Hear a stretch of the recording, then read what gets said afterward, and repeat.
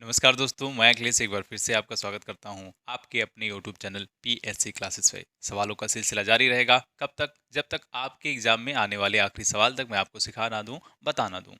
तो अगला सवाल जब हम लोग देखने वाले हैं वो है आपका 141 नंबर। तो 141 नंबर सवाल है। देखते हैं इस सवाल में क्या पूछा गया है। ठीक है, सवाल एक बार पढ़िए।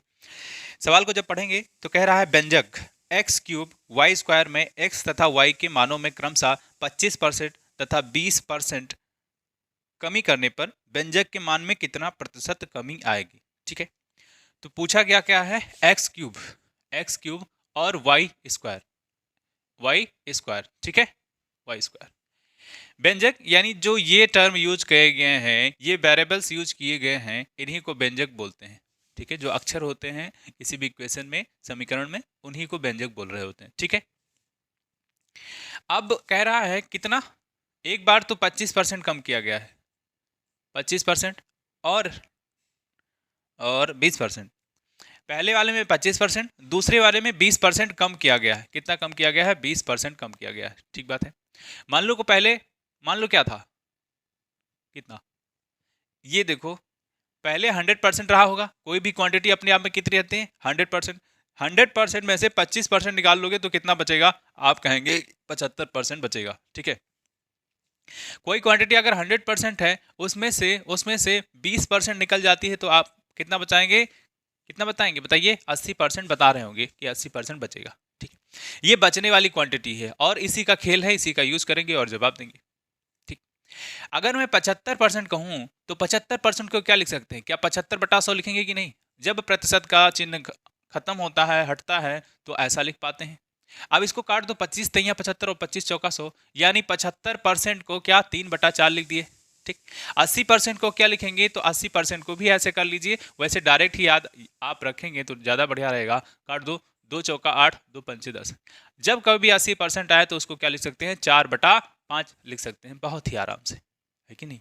ठीक है, अब अब क्या, अब यहीं से खेल स्टार्ट होता है। मैं मान लेता हूं कि x की वैल्यू क्या है? 1 है, और y की भी वैल्यू, क्योंकि प्रतिशत में जवाब देना है और प्रतिशत में आप किसी चीज को कुछ भी मान सकते हैं, लेकिन या तो हम 1 मानेंगे या तो 100 मानेंगे। 100 मानेंगे तो थोड़ा सा बड़ा डाटा आएगा, कैलकुलेशन करने में आसानी नहीं होगी, इसलिए हम 1 मानेंगे तो 1 में थोड़ा सा आसानी हो जाएगी, कम यानी छोटी वैल्यू रहेगी, गुणा भाग करने में आसानी होगी। ठीक बात है। तो मैंने मान लिया x की वैल्यू कितनी? 1, y की वैल्यू भी मान ली मैंने 1। अब क्या करें? ये शुरू में क्या है? ये शुरू में यानी स्टार्टिंग में ऐसा था, हुआ क्या, कम हो गया, 25% कम हो गया। 25% कम होने के बाद कितना बचेगा? 75% बचेगा, और 75 को 3/4 लिख सकते हैं कि नहीं? यानी जो अगली वैल्यू x और y की होगी, x और y की होगी, वो क्या हो जाएगी? बताओ सही। इसको x1 x2 मान लेते हैं ना, x1 और x1। ये पहली बार है तो x1, अगली बार x2 और y2 मान लेंगे। क्यों? दोबारा की बात हो रही है। ठीक है, अब सुनो तो सही, या तो फिर इसे x और y रहने दो, x और y रहने दो, इसको x1 x2 मान लो। ठीक है, x1 और y1। ठीक बात है, यहाँ इसको रहने दें क्योंकि ये इसकी वैल्यू है, इसकी वैल्यू है। अगर हम इसको रखते हैं x की वैल्यू, तो 1 का क्यूब और y का स्क्वायर, यानी 1 का फिर से स्क्वायर, कितना? 1 का स्क्वायर, कोई चेंज नहीं, 1 गुणे 1 बराबर 1, यानी इसकी वैल्यू क्या हो जाएगी? 1 हो जाएगी। यहां तक किसी को दिक्कत है? नहीं है। जब वैल्यू बदल गई, कैसे बदल गई? 25% कमी होने के बाद कितना बचेगा? 3/4 बचेगा, या 75% कह सकते हैं। ये जो वैल्यू है, इसी का 3/4 ले लेना है। x का 3/4 करोगे, इसमें गुणा करोगे तो कितना हो जाएगा? 3/4 हो जाएगा। ठीक बात है। या हम इसका 75% निकालने होते, एक का 75% निकालेंगे तो यही हो जाएगा। 75% निकालने के लिए 75 से गुणा करना पड़ेगा और डिवाइड बाय 100 करना पड़ेगा, तो ये भी आंसर आएगा, उतना ही आएगा। ठीक है, अगली बार ये x के लिए अब जो बदली हुई वैल्यू है वो क्या है? 3/4 है। क्यों? 1 का गुणा करोगे 3/4 में तो 3/4 ही आ रहा होगा। ठीक बात है। अब y के लिए सुनो, तो y के लिए कितना है? 4/5 है। y के लिए कितना है? 4/5 है। तो इसमें 4/5 का गुणा करोगे तो कितना आएगा? 4/5 आ जाएगा। यानी 1 का 80% 4/5 क्यों हो रहा है? 25 घट रहा है, 20 घट रहा है। ठीक बात। सुनो, अब ये नई वैल्यू है और नई वैल्यू हमें क्या करना है, इसका क्यूब और इसका स्क्वायर करना है। ठीक बात है, इसका क्यूब इसका स्क्वायर करना है, तब हम बता पाएंगे कि ये घटने के बाद कितनी वैल्यू आ रही होगी। अच्छा, कितना चेंज पूछा है ना, कितना प्रतिशत वृद्धि हुआ है या कमी।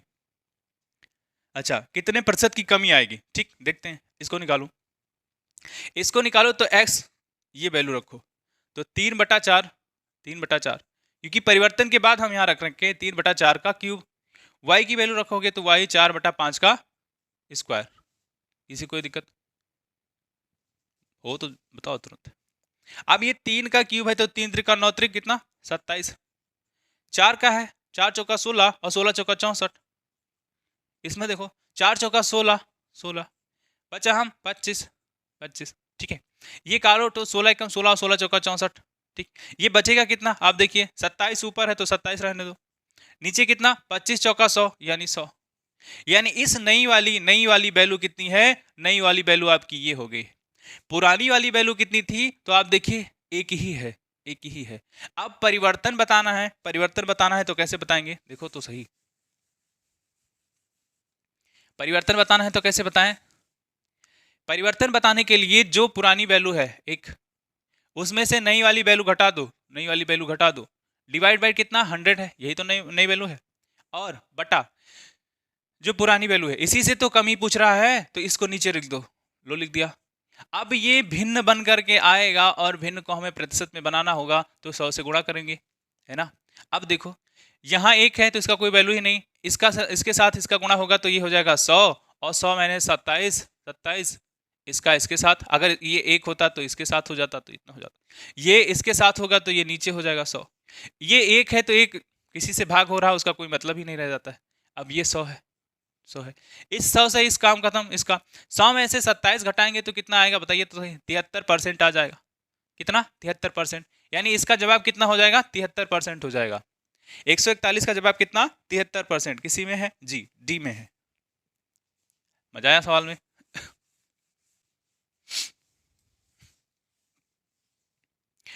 अगला सवाल देखेंगे और अगला सवाल आपका है 142 नंबर। कितना 142। ठीक, 142 में क्या है, एक नगर की जनसंख्या 48,600 है, फिर यदि पहले वर्ष में उसमें 25% वृद्धि हो तथा दूसरे वर्ष में 8% घटोतरी हो तो 2 वर्ष के अंत में इस नगर की जनसंख्या कितनी होगी। पहले साल कितना, पहले साल 25% की वृद्धि हो रही है, 25% बढ़ रहा है। अगले साल क्या हो रहा है 8% घट रहा है। दो तरीके से इस सवाल को लगा सकते हैं। पहला तरीका मैं आपको बताता हूं, फिर दूसरा भी बताऊंगा। 25% को क्या लिख सकते हैं, 25% को लिख सकते हैं 1/4। क्यों, 25 डिवाइड बाई 100 करेंगे तो 25 चौका 100 हो जाएगा, यानी 1/4 लिख सकते हैं। 8 को क्या लिख सकते हैं, 8 को तो 8 लिख दो और डिवाइड बाई 100 करोगे, डिवाइड बाई 100 करोगे ना तो 4 दूनी तो 8 होता है और 4 25 ही हम 100 होता है, यानी 8% को कितना लिख सकते हैं 2/25 लिख सकते हैं।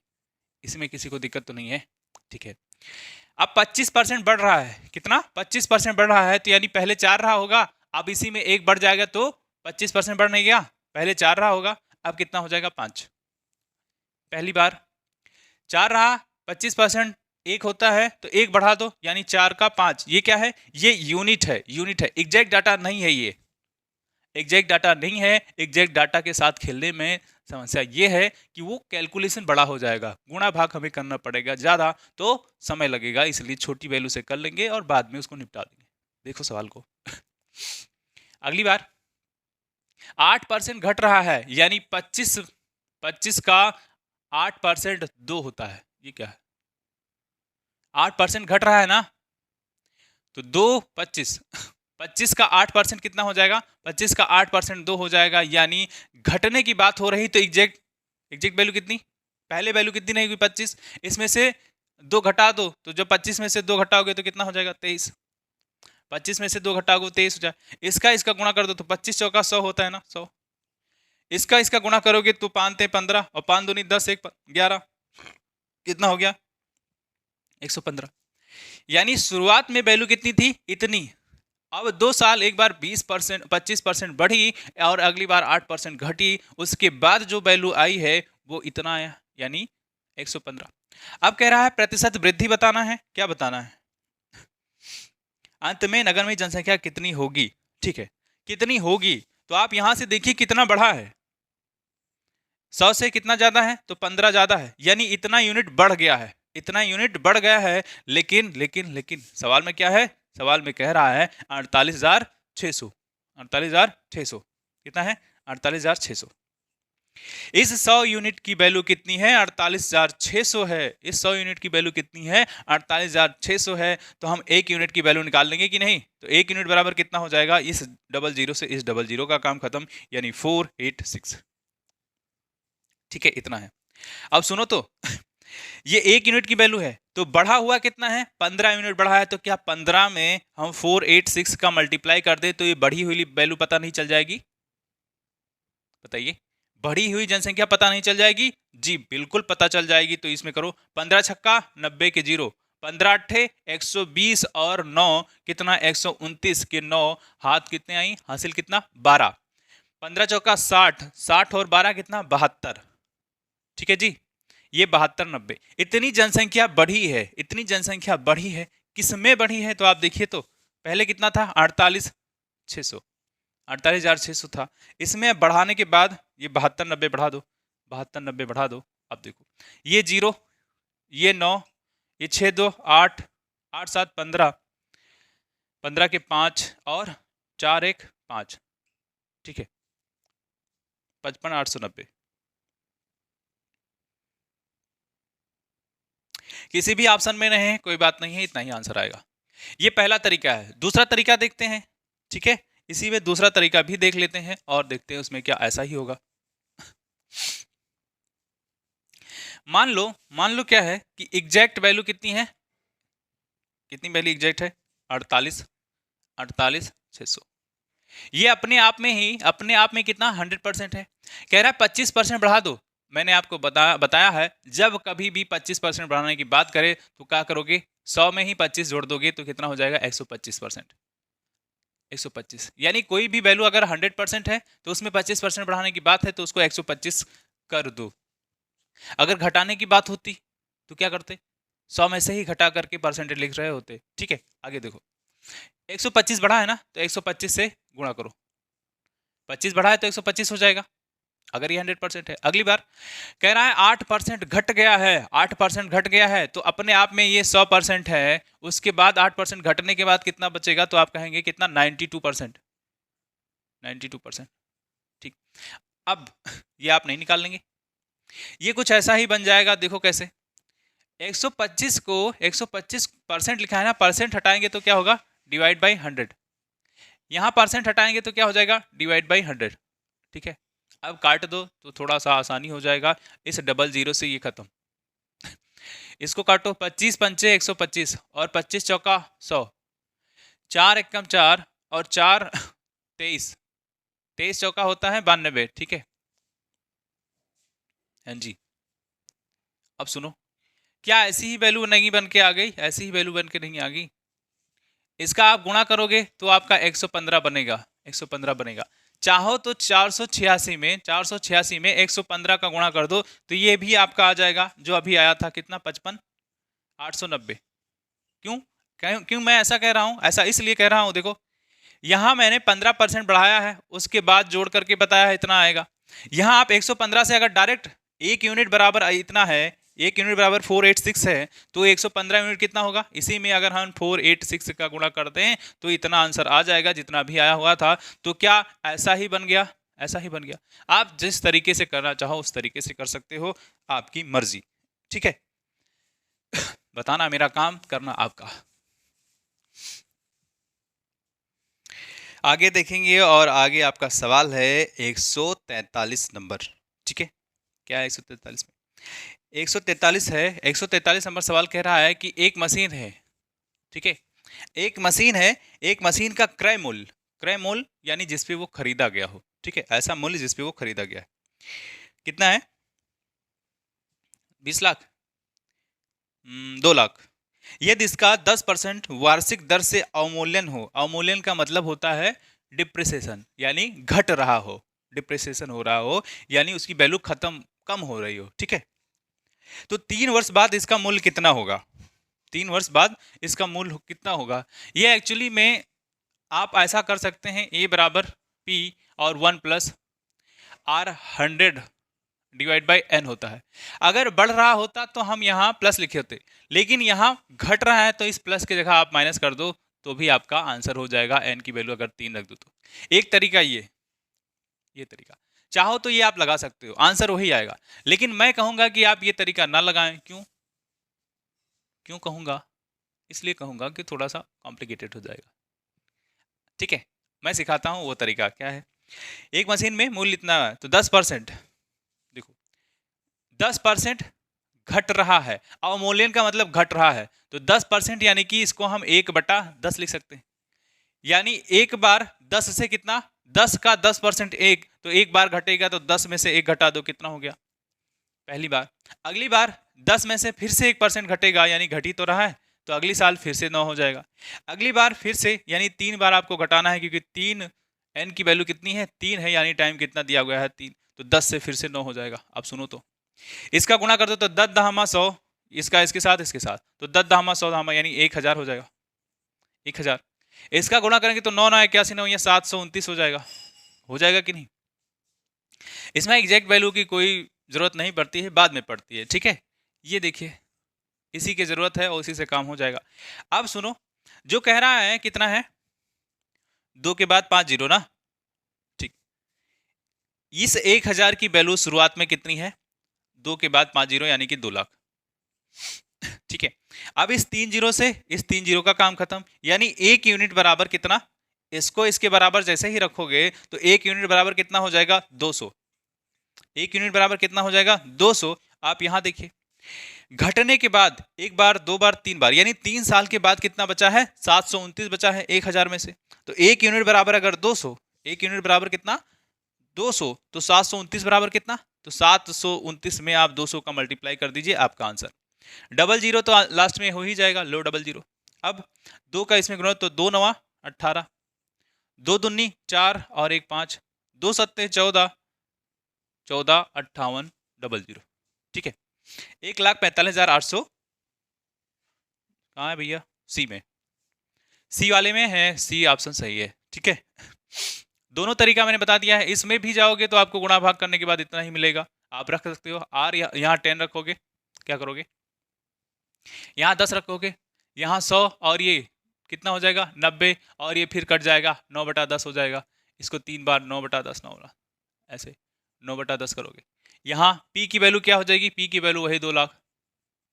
ठीक है, तो ये 3 जीरो से ये 3 जीरो फिर खत्म हो जाएगा, बात वही आ जाएगी 9 9 9 729 और ये इसकी मल्टीप्लाई करोगे, आंसर इतना ही आ जाएगा। दोनों तरीका मैंने आपको बता दिया है, आप जिस तरीके से आप जाना चाहें उस तरीके से जा सकते हैं। ठीक है जी, अगला सवाल देखेंगे और अगला सवाल आपका है 144 नंबर। कितना, 144।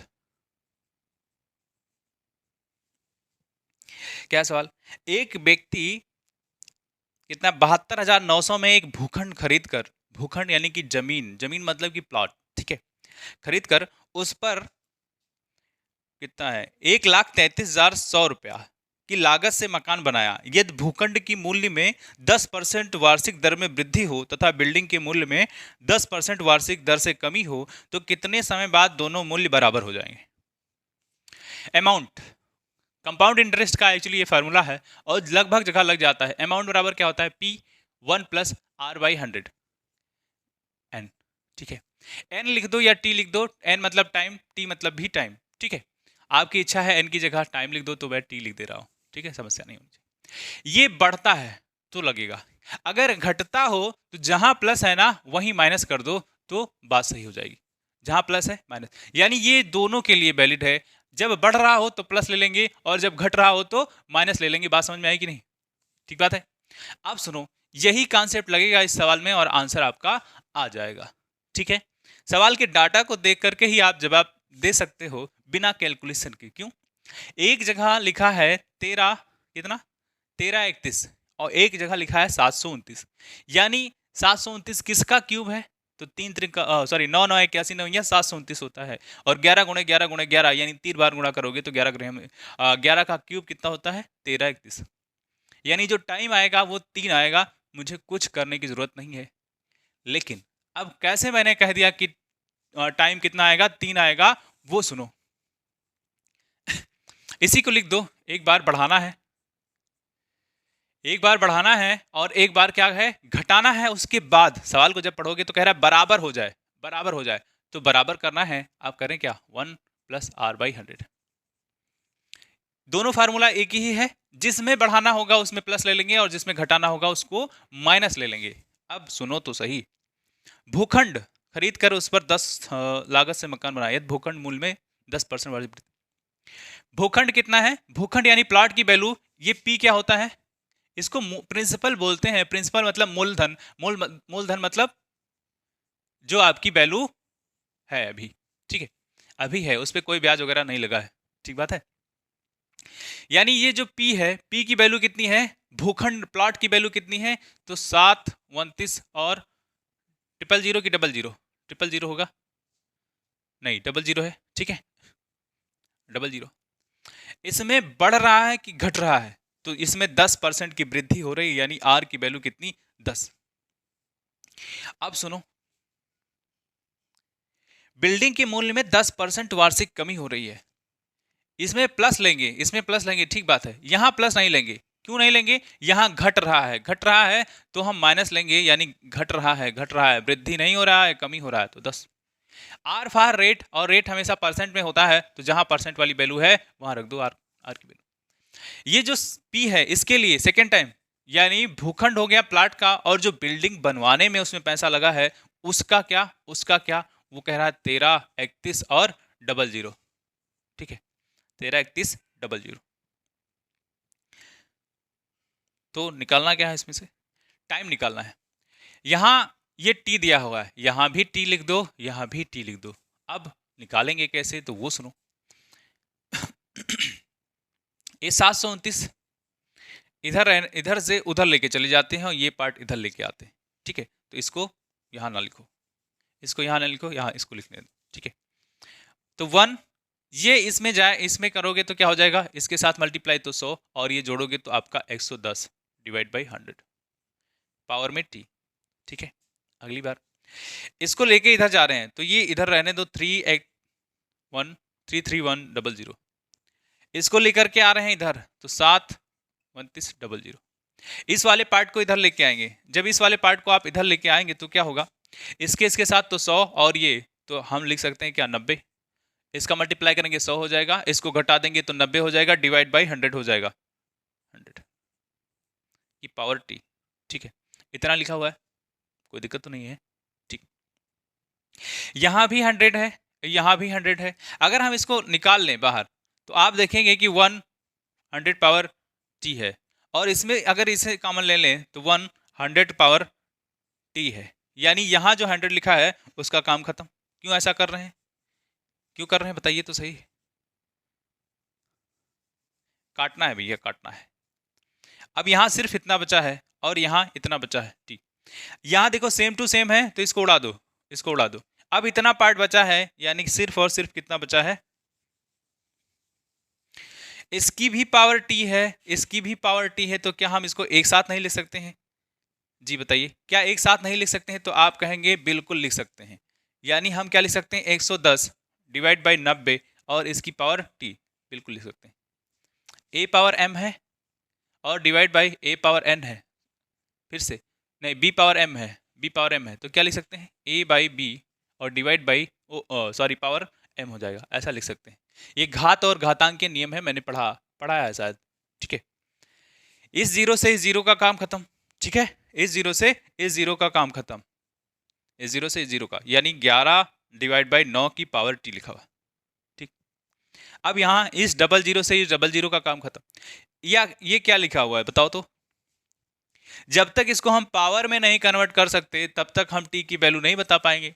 तो जब आप पावर में इसको कन्वर्ट करेंगे तो देखिए 11 करें हम, 11 गुणे 11 गुणे 11 अगर आप करते हैं तो यही आ जाता है कि 11 का क्यूब है, और यानी 11 के पावर 11 करें हम 121, और 121 में एक बार 11 का गुणा करो तो 13, 31 आ जाएगा।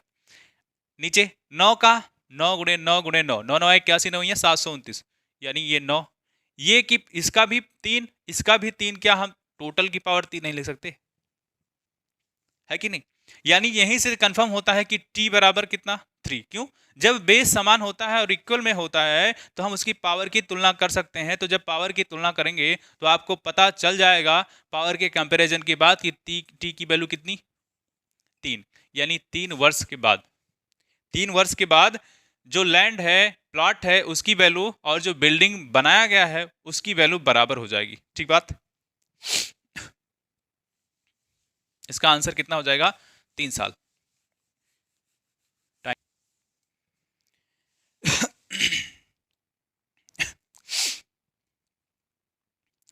अगला सवाल देखेंगे और अगला सवाल आपका है 145 नंबर।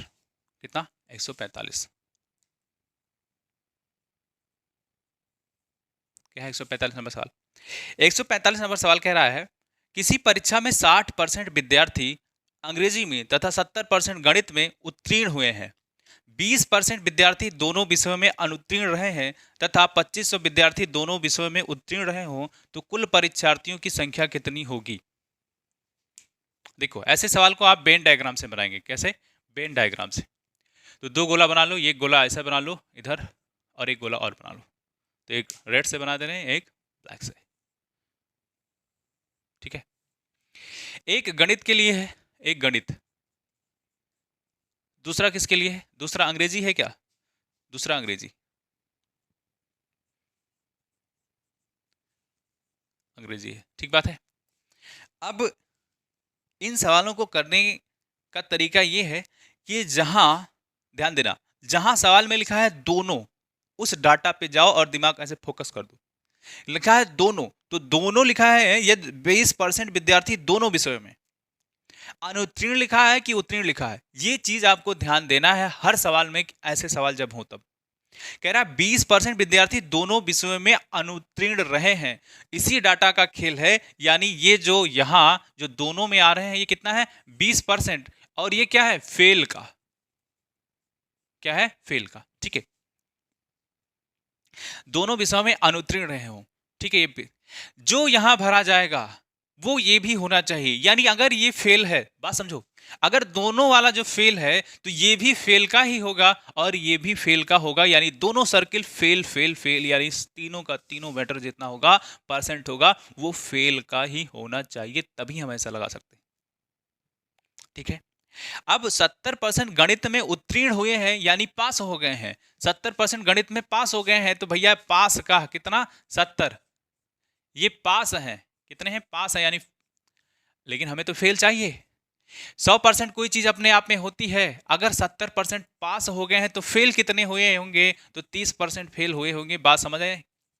तो क्या हम इस पास को फेल में बदल लिए? इस पास को फेल में बदल लिए। अब हमारा काम आसान हो जाएगा। ठीक है? अब इस सर्किल की जो टोटल वैल्यू है वो इतनी है। ठीक, आ गया यहां। अंग्रेजी की बात करें तो अंग्रेजी में कितना है? किसी परीक्षा में 60% विद्यार्थी अंग्रेजी में, अंग्रेजी में 60%, तो 60% ये पास का डाटा है, ये पास का इंफॉर्मेशन दिया है। अगर 60% पास हैं, अपने आप में कोई चीज 100% है, तो 60% पास है, तो फेल कितने हुए होंगे? बताओ तो सही। तो क्या अपने आप ही 40% बेचारे फेल हो गए होंगे? अब हमारा काम हो गया। ये भी फेल, ये भी फेल, इसका कोई काम नहीं। अब इसका कोई काम नहीं है। ये पास, ये सॉरी, ये फेल और ये फेल, अब सब फेल फेल फेल। अब यहां से निकाल सकते हैं एक अथवा दोनों, एक अथवा दोनों विषयों में फेल। फेल यानी कि अनुत्तीर्ण। कितना? ये यहां 20 है, तो ये कितना होगा? 10% ही होगा। तभी तो इस पूरे गोले की वैल्यू 30% आ रही है। ये 20 है और ये 10 जोड़ें तो क्या 30 नहीं हो जाएगा? ठीक बात है? या इसी 30 में से ये घटा दोगे तो ये 10% हो जाएगा। अगली बार देखो, ये अगर 20 है तो 20 में क्या जोड़ें कि 40 हो जाए? तो आप कहेंगे 20 जोड़ दो तो 40 हो जाएगा। या इसी 40 में से 20 को घटा दोगे तो 20 आ जाएगा। यानी इस गोले की टोटल वैल्यू कितनी? 40। और ये इसमें है तो ये 20 20 40 और ये 10 और 20 कितना? 30। ठीक बात है? यहां अब सिर्फ और सिर्फ यहां की वैल्यू लेंगे, पूरा पूरा पूरा ले लो। तो एक है 10, अगला है 20 और अगला है फिर से 20। ये देखिए कितना है? 20 और 20 कितना, 40 और ये 10, 50%, यानी टोटल कितना 50%। ये दोनों विषयों में फेल 50% है, तो पास कितने हुए होंगे, पास, सॉरी फेल फिर से लिख दिया, पास कितना, दोनों विषयों में, एक अथवा दोनों विषयों में पास, दोनों विषयों में पास कितना हो जाएगा भैया, पास, वो आप देखिए जब 100% टोटल वैल्यू है उसमें से फेल इतने हैं तो पास कितने हो जाएंगे, अपने आप ही 50, हाँ 100 मिनट से घटाओ 50 को कितना हो जाएगा, 50%, ठीक है, हाँ जी। अच्छा, फिर दिया है 2500 विद्यार्थी दोनों विषयों में उत्तीर्ण रहे हैं, तो पास की वैल्यू कितनी, 50%, और यही 50% किसके बराबर है, यही 50% आपका बराबर है 2500 के। तो हमें बताना क्या है, हमें बताना है कि कुल परीक्षार्थी कितने रहे होंगे, तो इसी में 50 में 2 का गुणा कर दें क्या, तो ये 100% हो जाएगा, क्यों, हमें 100% की ही वैल्यू बतानी है ना, टोटल टोटल टोटल 100% ही तो रहे होंगे, तो 100% बनाना है तो इसको 50 में 2 गुणा कर दो, तो यहाँ आपको 2 का गुणा करना पड़ेगा, तो 25 दूना 50 हो जाएगा, ये कितना, 25 दूना 50, 250 का डबल करोगे तो 5000, ठीक है, ये आपका 100%, ठीक जी, 5000 है कहीं, जी है, D is the right answer. आगे चले, ठीक, अगला सवाल देखेंगे, और अगला सवाल आपका क्या है, 147, ठीक है, 147 नंबर, नहीं नहीं नहीं 146, सॉरी 146, 146 क्या, 146, 146 कह रहा है किसी विद्यालय में लड़के तथा लड़कियों की संख्या, लड़कियां 3:2 यानी 3:2 के अनुपात में हैं, यदि 20% लड़के तथा 30% लड़कियां छात्रवृत्ति लेने वाले हों, तो छात्रवृत्ति ना लेने वाले, खेल हो गया, क्या हो गया खेल, कह रहा है छात्रवृत्ति ना लेने वाले विद्यार्थियों का प्रतिशत कितना है, लड़के और लड़कियां,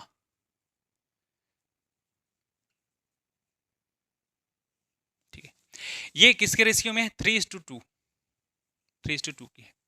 अब हमें एग्जैक्ट क्वांटिटी नहीं मालूम है, बस इतना मालूम है कि उनका जो रेशियो है 3 और 2 का है, 3 और 2 का है, तो हम क्या करें, हम क्या करें, ऐसा कर लेते हैं ना कि इसको 300 कर देते हैं और इसको 200 कर देते हैं, क्यों, क्योंकि और चीजें हमें प्रतिशत में ही बतानी है, और जब हमें कुछ ना मालूम हो तो हम किसी चीज को 100 मान लेते हैं, यहाँ 3 और 2 ही दिया है, तो हम अगर 3x और 2x मानेंगे तो बहुत छोटी वैल्यू होगी, कैलकुलेशन में फिर कठिनाई होगी, इसलिए हमने क्या मान लिया है कि ये 300 लड़के होंगे और लड़कियां कितने, 200, तो टोटल कितनी 500 हो जाएंगी, टोटल कितनी हो जाएंगे 500, बात समझ में आई कि नहीं, टोटल कितना हो जाएगा 500 हो जाएगा,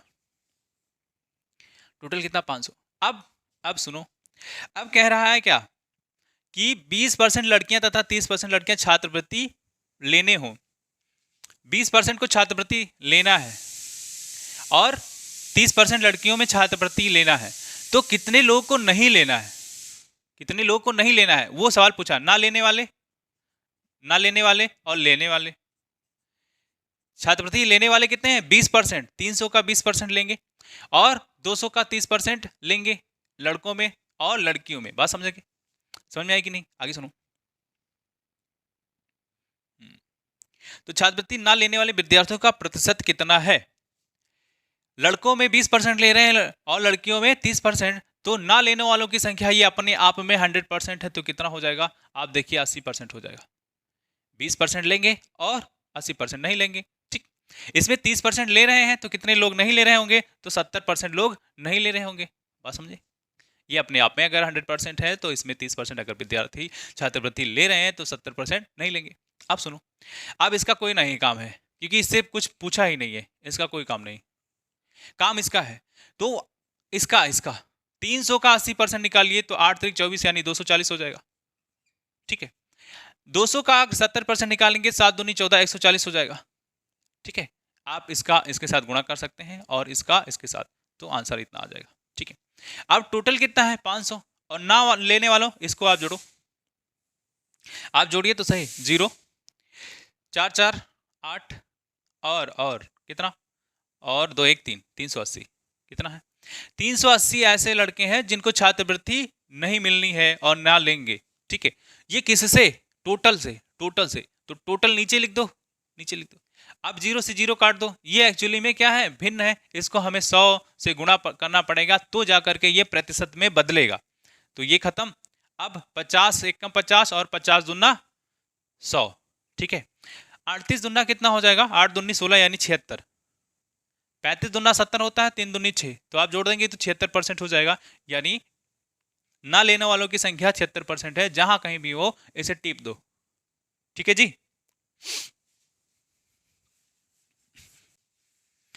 आगे चलेंगे और आगे आपका सवाल है 147 नंबर। कितना? 147। 147 नंबर क्या है? किसी परिवार के चावल, मछली तथा खाद्य तेल पर किए जाने वाले व्यय, चावल, मछली और खाद्य तेल पर किए जाने वाले व्यय कितने हैं? 12%, 12:17 और 17:3 के अनुपात में है। इन वस्तुओं के मूल्यों में क्रमशः 20%, 30%, 50% की वृद्धि हो जाती है। तो परिवार के किन वस्तुओं पर किए जाने वाले व्यय में कुल कितनी वृद्धि होगी? टोटल वृद्धि बताना है भैया, बताओ। पहले का खर्चा कितना है? 12, फिर रेशियो में 17 और रेशियो में कितना है? 3। ये चावल पे खर्चा होता है। अगला मछली पे खर्चा होता है। अगला खाद्य तेल पे, खाद्य तेल पे। इतना ही पूछा है बस। बे मतलब खर्चा। ठीक है। यहां भी रेशियो दिया है और जब कभी भी रेशियो दिया हो तो अपने मन से आप क्या करो? 0 बढ़ा लो। 1 0, लेकिन सब में उतना ही 0 बढ़ाना है जितना इसमें बढ़ाना है। तो 1 0 ये बढ़ा लो। क्यों कर रहे हैं? अब ये एग्जैक्ट डाटा बन गया। क्या बन गया? एग्जैक्ट डाटा बन गया। और हमें जवाब प्रतिशत में देना है तो एग्जैक्ट डाटा से कोई लेना देना है नहीं। जितना आप मानेंगे उसी के परसेंटेज, उसी का परसेंट निकल के आएगा। ठीक है। यानी अभी कितना? चावल पे 120 रुपया खर्चा करता है, मछली पे 170 और खाद्य तेल पे 30 रुपया। ठीक। आप सुनो तो सही। अब क्या करें? अब क्या करें? कितना लाल पीला होता जा रहा मेरा हाथ। अब वृद्धि हुई है कितना? 20%, 30%, 50%।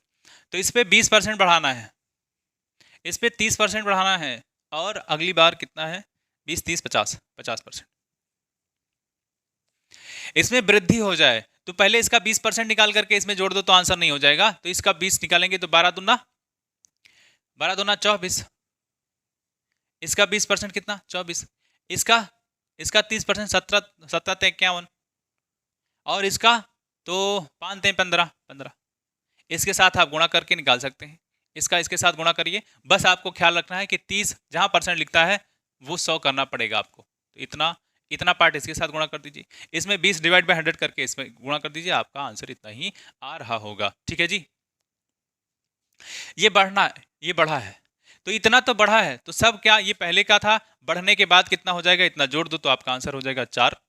और ये 2 2 फिर से 4 और ये 144। इसमें आप जोड़ेंगे तो कितना हो जाएगा? 1 और 7 5 12 2 और फिर से 2। ठीक है, 221। इसमें आप जोड़ें तो 15 और 30 कितना? 45। ठीक है। ये इतना बढ़ा है। इतना बढ़ने के बाद आपका टोटल खर्चा कितना हो जाएगा? पहले का खर्चा देखिए तो पहले का खर्चा कितना? ये 30 इसमें जोड़ोगे तो कितना हो जाएगा? 200, और 200 में 100 जोड़ोगे कितना? 300, और 320 हो जाएगा। कितना? 320। टोटल 320। ये पहले का खर्चा है। इसको जोड़ दो तो पहले का खर्चा निकला है। अगली बार इसको आप जोड़ेंगे, इसको आप जोड़ेंगे तो क्या हो जाएगा? अब का खर्चा निकलेगा इतना परसेंट बढ़ने के बाद। तो इसको आप जोड़ेंगे तो कितना हो जाएगा? 4 1 5 5 10। ठीक है। 4 2 6 6 4 10। गड़बड़ तो नहीं हो रहा ना? 4 1 5 5 5 10, 4 2 6 6 4 10, 11, 1 2 1 3 और 1 आपका 4, 410। यहां से आप देखेंगे तो कितना ज्यादा है? ये 10 और ये 90 ज्यादा है। कितना ज्यादा है? 90। इसमें से घटा दो या इधर से कितना जोड़ दे तो ये 410 हो जाएगा। तो आप देखेंगे 9 2 11 होता है। 9 2 11 तो हो गया, 9 2 11 हो जाएगा और एक जुड़ जाएगा तो 410 हो जाएगा। यानी इतना ज्यादा है। किस पे ज्यादा है बताइए? किस पे ज्यादा है? तो आप कहेंगे 90 ज्यादा है, लेकिन किस पे ज्यादा है? तो कहेंगे 32 यानी 320 पे ज्यादा है। ये आपका प्रतिशत निकालने का तरीका है। अब करो जी।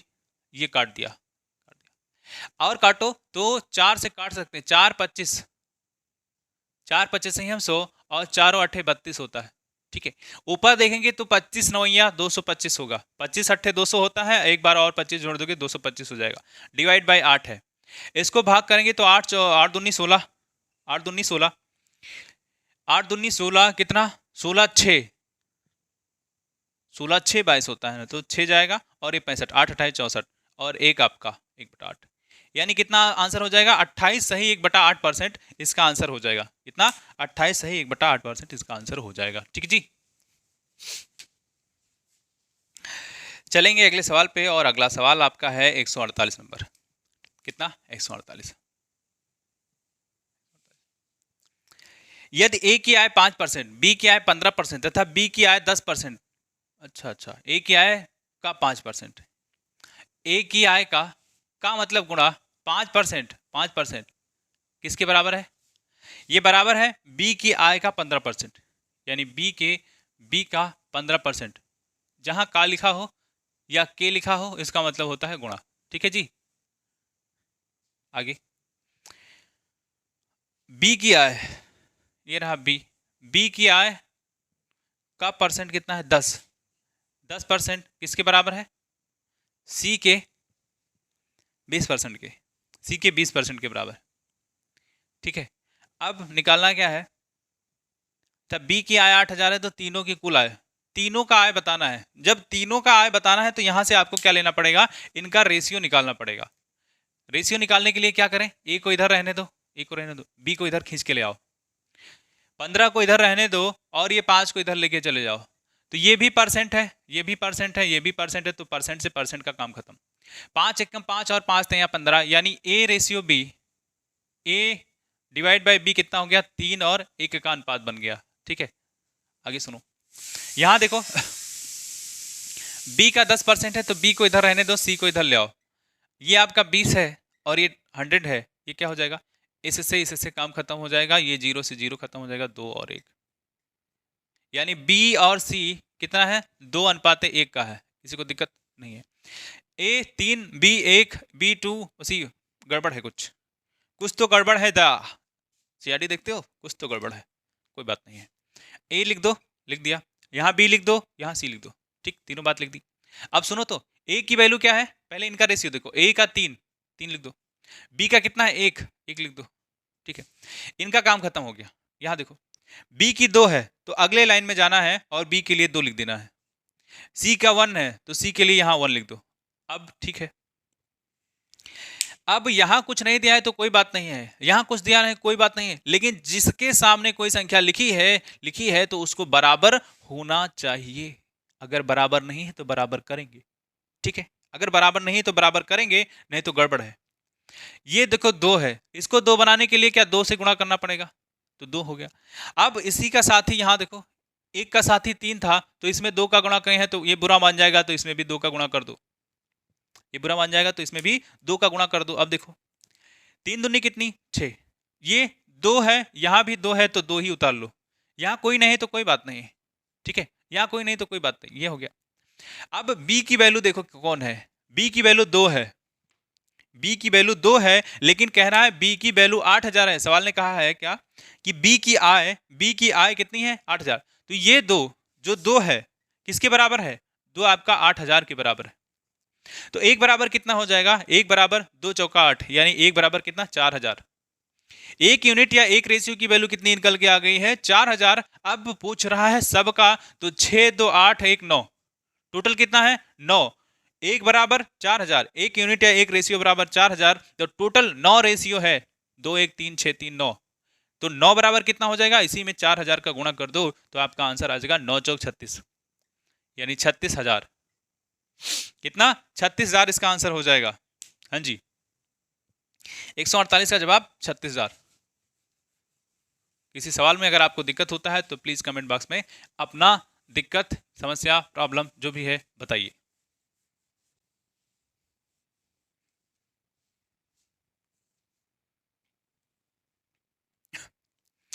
अगला सवाल आपका है, और अगला सवाल आपका है 149। कौन सा 149, कुछ नहीं है इस सवाल में, सवाल पढ़िए, जवाब दीजिए।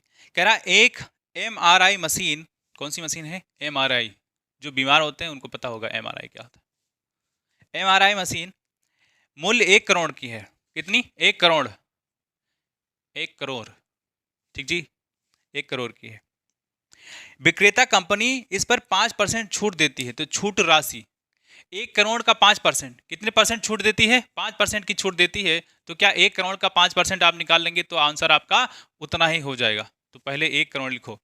इकाई, दहाई, सैकड़ा, हजार, 10,000, लाख, 10 लाख, करोड़। इधर से गिनोगे तो उतना ही होगा। इकाई, दहाई, सैकड़ा, हजार, 10,000, लाख, 10 लाख, करोड़। हमें तो जीरो से मतलब है ना, हमें तो जीरो से मतलब है, चाहे इधर से पढ़ लें चाहे उधर से पढ़ लें, बात एक ही है। 1 2 3 4 5 6 7 8।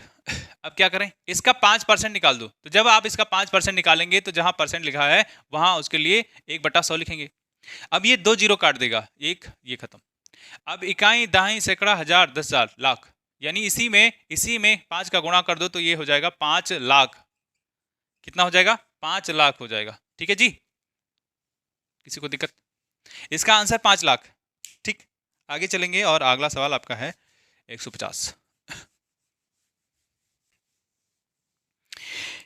150 नंबर देखेंगे, बढ़िए एक बार 150 को।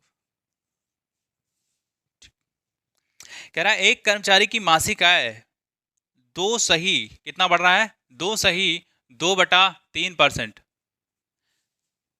वृद्धि करने पर रुपया 720, कितना? 720, ठीक है जी। 720 अधिक मिलता है, उसकी मासिक आय कितनी है?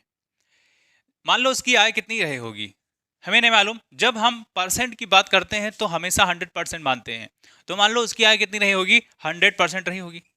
इतना बढ़ गया, इतना बढ़ने के बाद ये मान लो आय 1 है और आय 2, बढ़ने के बाद आय 2, इनकम 2, ठीक है। इसमें बढ़ाना है तो बढ़ा दो, 2 सही 2/3, बढ़ाओगे तो कितना हो जाएगा? 102 सही 1/3 हो जाएगा, ठीक है।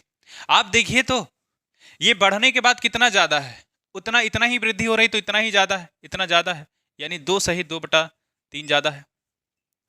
इसका जवाब यहीं से हो सकता था, लेकिन मैंने आपको समझाने के लिए बता दिया है। तो पहले 100 था, अभी 102 सही 1/3 हो गया। सॉरी 1/3 नहीं है, 2/3। कितना है? 2/3।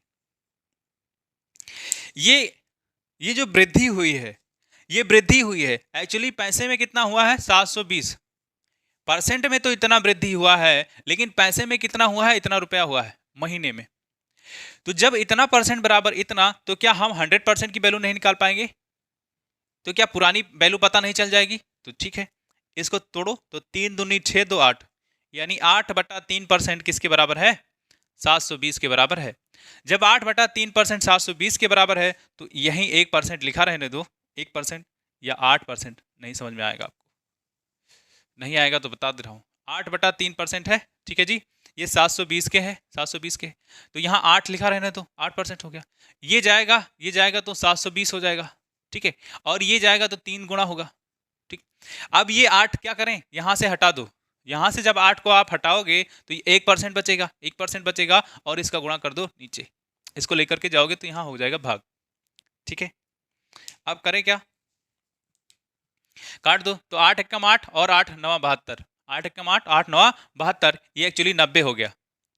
और 9 त्रिक कितना होता है? 27, ये 27 यानी 270, ठीक है।